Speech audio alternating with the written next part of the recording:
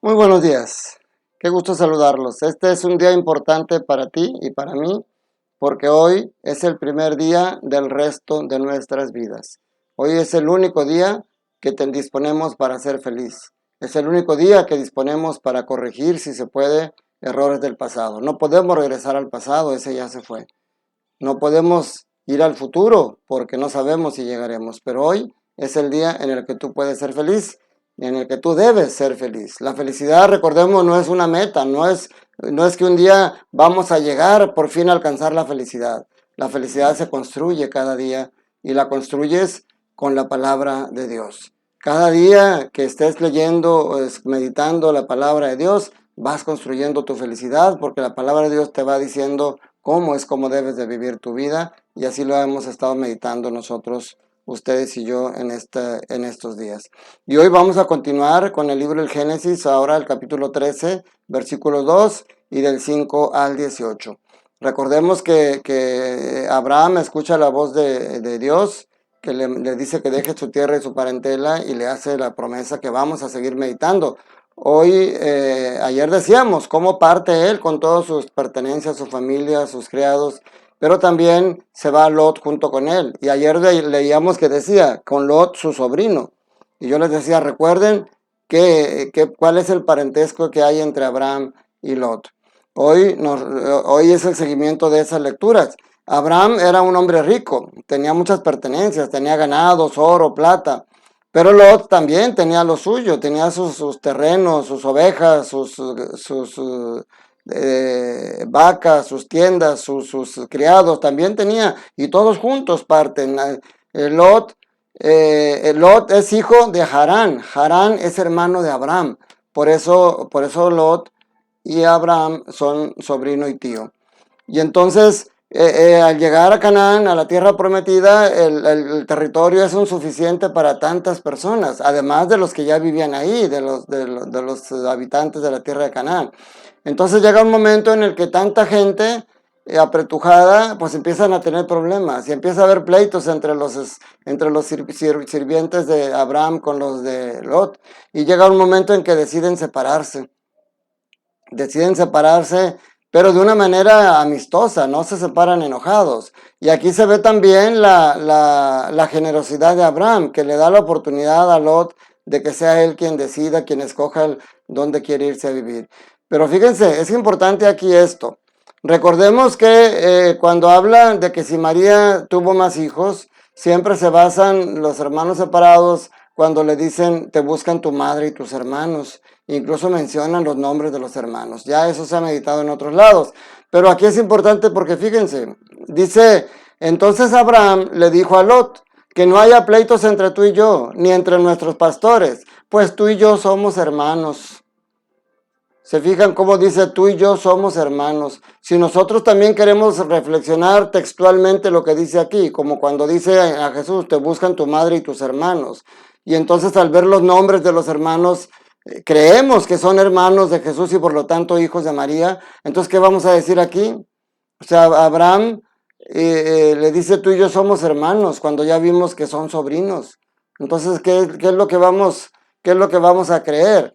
Pues que nosotros debemos de entender que en la Sagrada Escritura el hermano se le habla a todos los parientes cercanos, tíos, sobrinos, primos, todos esos, no hay tantas palabras para usarse en hebreo, entonces todos se les llaman hermanos. Entonces solamente es como paréntesis para no dejarnos confundir en ese pasaje de Jesús, te buscan tu madre y tus hermanos. Al estar refiriéndose a sus hermanos, se está refiriendo a su parentela cercana, como aquí que Abraham le dice a Dios, le dice a Lot, pues tú y yo somos hermanos, cuando realmente son tío y sobrino. Eso solamente para hacer un paréntesis de aclaración. Total, deciden separarse y Abraham en su generosidad le dice, tú escoge por dónde irte. Y Lot obviamente ve y se va por donde ve, dice que era como un paraíso, imagínense cómo sería la tierra, se va por el valle del Jordán hasta llegar al Zoar. Dice, era como el paraíso o como la región fértil de Egipto. Y pues Lot ni tardó ni perezoso dice yo me voy por ahí y se va a ocupar las tierras el valle del Jordán por donde están Sodoma y Gomorra, que todavía no habían sido destruidas. y Lot escogió todo eso y Abraham se queda en Canaán. Entonces él se queda en esa parte.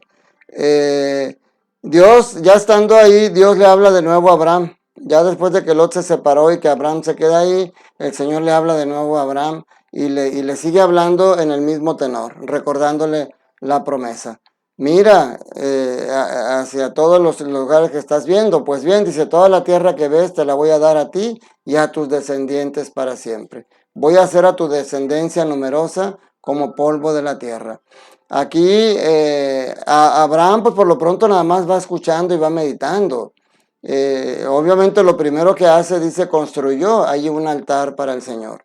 Vamos a ver cómo hay un momento en el que Abraham sí le dice a Dios, ¿cómo va a ser esto? Pues si yo no tengo familia. Pero bueno, hoy sigue meditando acerca de la promesa.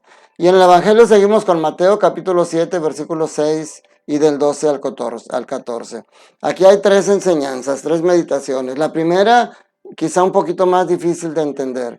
Jesús les dice a sus discípulos, no den a los perros las cosas santas, ni echen sus perlas a los cerdos, no sea que los pisoteen y después se vuelvan contra ustedes y los despedacen.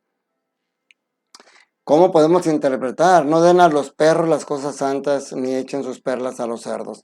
Quizás hay muchas maneras que podemos interpretar esto. Por ejemplo, el hecho de que no podían mezclarse las cosas santas con las paganas. Y ellos lo interpretaban de muchas maneras a veces equivocadas. Por decir, ellos no se juntaban con los paganos, por eso criticaban a Jesús. Ellos no se juntaban porque no podían tocar comer animales impuros, no podían tocar personas ensangrentadas porque estaban impuras, y ya vimos en el pasaje del samaritano cómo obedeciendo esa ley dejan de practicar la misericordia. Entonces, lo que interpreta aquí, de hecho en las primeras comunidades cristianas también interpretaban que una persona impura no podía participar de la Eucaristía. Entonces por eso los catecúmenos, cuando estaban en el proceso para recibir el bautismo, ellos podían entrar a la fracción del pan, como le llamaban, o a lo que nosotros le llamamos hoy la misa, la Eucaristía, pero solamente estaban mientras se iniciaba, mientras se leían las lecturas y se meditaban las lecturas. Cuando ya iba a hacer la fracción del pan, cuando ya era el momento eucarístico, todos los catecúmenos, todos los que no estaban bautizados, abandonaban el templo, no podían estar ahí. O sea, pero incluso recuerden cómo cuando una mujer pagana le pide al Señor que le ayude a su hija, Jesús le dice, no es bueno darle el pan a los perritos. O sea, también a toda la gente que no eran los prójimos, que no veían los judíos como prójimos, sino como paganos, les llamaban perros. Entonces de ahí puede ser esta situación de que no se podía juntar lo impuro con lo puro. El segundo punto que menciona Jesús es la regla de oro. Este sí es bien importante que deberíamos de aplicarla hoy. Traten a los demás como quieran que ellos los traten a ustedes. Y luego dice, en eso se resume toda la ley y los profetas. Qué hermoso sería que nosotros practicáramos esto. Cuando tú tratas mal a alguien, piensa, ¿te gustaría que te trataran así a ti?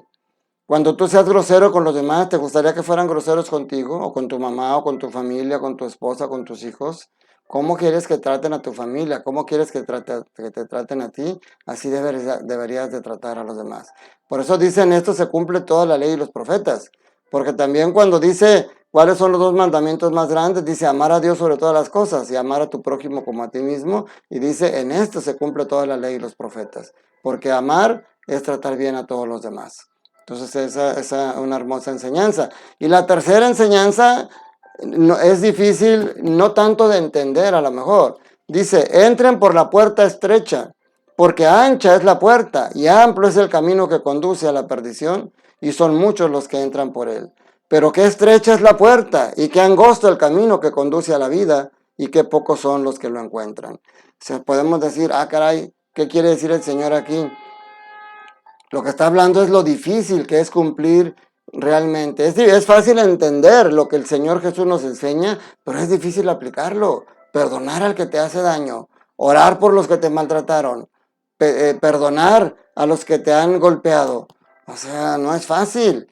Y decir, divertirte sanamente, cuando vemos un camino ancho en el que vemos placer, que vemos lujo, que vemos comodidad, Pues claro, todos buscamos eso y todos queremos irnos por ese camino, pero vemos un camino angosto en el que hay austeridad, en el que hay comodidad pero sin excesos, en los que yo no puedo andar con varias mujeres, en los que tengo, o sea, el cumplir la ley no es fácil. Por eso dice, mi yugo es pesado y mi carga ligera, porque no deja de ser un yugo y no deja de ser una carga.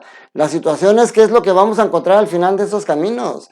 Porque si nosotros nos dan a escoger, oye, ¿quieres ir por un camino ancho donde vas a ir a tus anchas, valga la redundancia, donde vas a gozar de la vida, a disfrutar, a tomar, a beber, a tener sexo, a pasarla bien, a todo dar, a tener dinero, comodidades? ¿Quieres seguir ese camino o quieres seguir otro en el que vas amontonado uno con otro porque es muy estrecha el camino y todos quieren pasar juntos y además no vas a poder tener las mujeres que tú quieres, no vas a poder emborracharte a la hora que te dé la gana, no vas a poder darle rienda suelta a tus gustos y placeres? Pues sí, dices, pues mejor el camino ancho. Pero ¿qué es lo que vas a encontrar al final de ese camino? Dice aquí Jesús, al final del camino ancho vas a encontrar la perdición, porque tú vas a tener disfrutes y placeres en este mundo, alejándote de las cosas de Dios. Por lo tanto, al final del camino no vas a encontrar la casa de Dios. En cambio, cuando vas por el camino angosto, teniendo austeridad, teniendo sacrificios, aceptando el sufrimiento, pero siempre de la mano de Dios y siempre recibiendo también las bendiciones, porque en ese camino estrecho también recibes abundantes bendiciones, pero no te la pasas, como dicen, tan a todo dar como los del camino ancho. Porque los del camino ancho no quieren sufrir y los del camino estrecho saben que el sufrimiento es parte de la vida porque el mismo Dios sufrió. Pero al final de ese camino, donde incluye la cruz, al final vas a encontrar la casa de Dios y al final va a estar Cristo recibiéndote con las manos abiertas. ¿Qué camino es el que quieres seguir? Esa decisión es ahorita, porque eso va a determinar cuál va a ser nuestra vida, nuestro hogar en la vida futura. Pues bueno, juntos estamos meditando para seguir en ese camino angosto, tomados de la mano unos a otros y tomados de la mano del Señor. Hoy quiero mandar un saludo a Junior González. No he recibido comentarios de Junior, no he tenido esa fortuna, pero sí me ha llegado notificación de que Junior se suscribió al canal. Entonces, si todavía estás suscrito, Junior, si todavía me estás siguiendo, te mando un saludo y ojalá me pongas algún comentario ahí, qué te parece, o algún comentario, alguna sugerencia. Por ahí también de repente les pongo el resto de mis redes sociales, de Facebook, de TikTok, de Instagram y sobre todo también mi correo electrónico, donde pueden hacerme peticiones de oración o de algún consejo que necesiten. La palabra de Dios está para guiarnos y yo trato de ser instrumento para acercarles a ustedes esa palabra de Dios. Que la bendición de Dios Todopoderoso, Padre, Hijo y Espíritu Santo, descienda sobre ustedes, sus familias, trabajos, escuelas y permanezca para siempre. Un fuerte abrazo, que tengan un día lleno del amor de Dios.